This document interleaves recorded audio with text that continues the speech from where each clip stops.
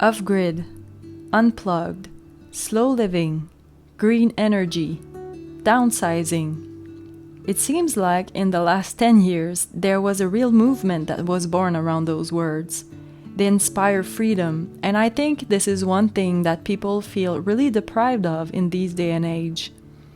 But like anything else, these labels are just that, words.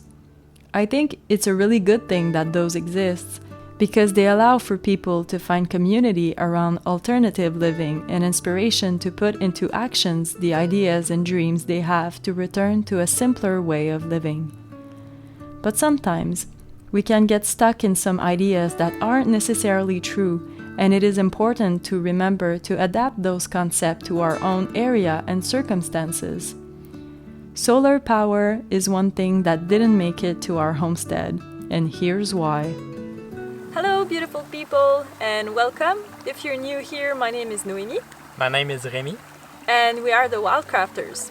Today we're here to talk about 5 reasons why we don't want solar panel and don't plan to have some anytime soon. A couple years ago we built ourselves a homestead and a log cabin on this land that is located on the east side of Canada. The winter here is pretty long, so it's important for this video to take that in consideration. Okay, so let's start with the first reason why we don't want solar panels. The first reason is pretty simple. We don't have enough sun hours during the winter. Yeah, it's pretty difficult here to have a consistent supply of electricity using solar panel in our area because in the winter, and specifically in this location, we have approximately 4 to 5 hours of sunlight, which isn't a big window to charge up the batteries. The sun rises around this point at 10 o'clock and set just there around 2 o'clock. We live in this enclosed space surrounded by cliffs, so it also reduces the amount of sunlight we get daily. I'm totally agree with you. It isn't unusual in this area to have between 3 and 5 inches of snow daily sometimes. So if we add the solar panel, we will have the need to shovel them every day. Every day. Maybe every day. Every day. If you're wondering why we are playing with mud here, it's because lately I have this little obsession of trying to make prehistoric time pottery, and I don't have any skill or experience in that, and I also don't have a lot of time during the week to fulfill my need for making stuff like this, so I thought it would be a good idea to just do it during the video so I can kill 2 birds with 1 stone. Now the second reason is... Oh, je savais pas que t'allais l'introduire. Reason 2! Actually, even if we are on a little homestead, we use a lot of power. Yeah, Remi is a woodworker, so he has a full workshop with very powerful tools. And also we have 3 buildings on this land. We have our main house, the tiny house, and the woodworking shop. So all of these buildings consume quite a bit of power when we are working on our project or just living daily life. Even if our main heat source is our wood stoves, we also have electric backup heating source, and it is very important for us to have the freedom to leave this place without being worried that our pipe will freeze. All that being said, we know that it would be possible actually to run everything by solar.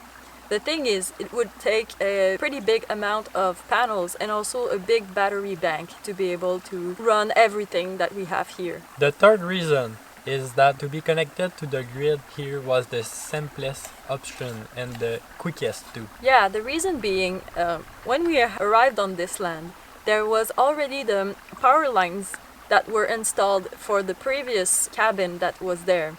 And also, living in this area, which is Quebec, Canada, all the electricity is hydro. So basically, when we built the cabin, it was very simple for us to just connect the existing line with the cabin. Yeah, it was super quick. Yeah.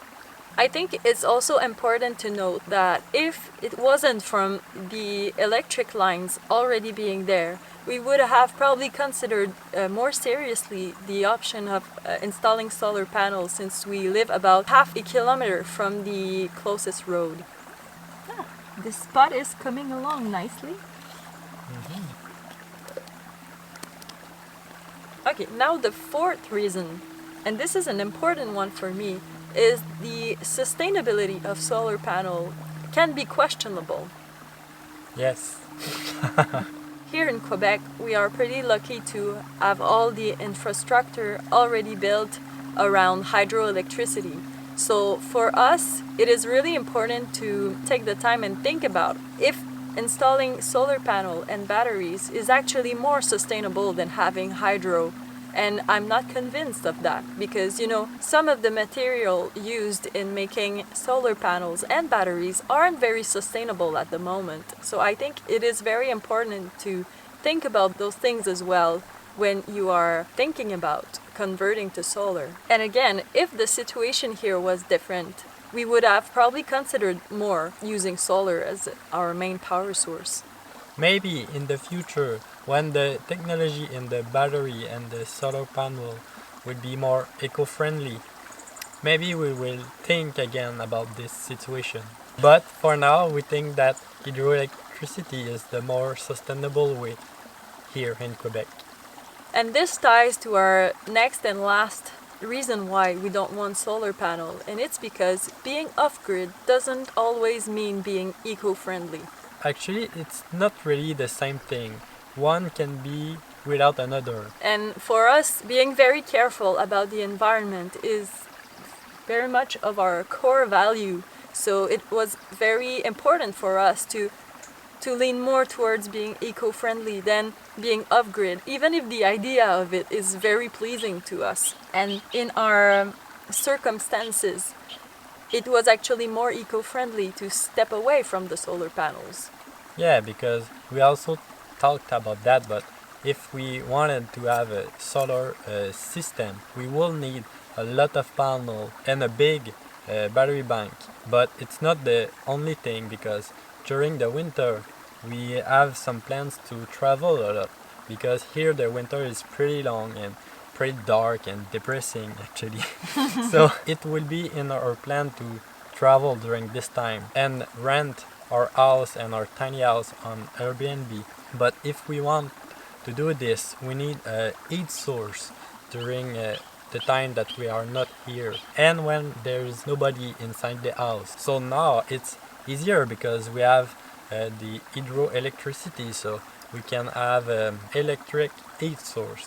But if we decided to become off-grid, it can be a lot complicated at this time. Some people install a propane heater or diesel one, and again, we think that the hydroelectricity is more sustainable than a diesel heater.